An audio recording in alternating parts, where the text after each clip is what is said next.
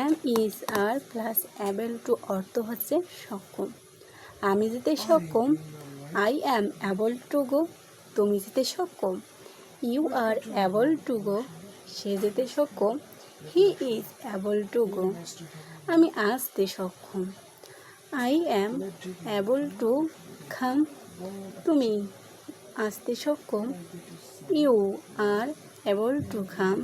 সে আসতে সক্ষম, he is able to come.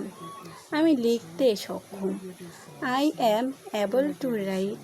তুমি লিখতে সক্ষম, you are able to write. সে লিখতে সক্ষম, he is able to write. আমি খেতে সক্ষম, I am able to cat.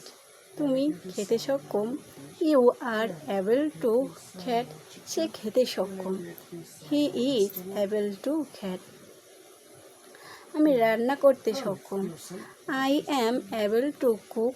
তুমি রান্না করতে সক্ষম, you are able to cook.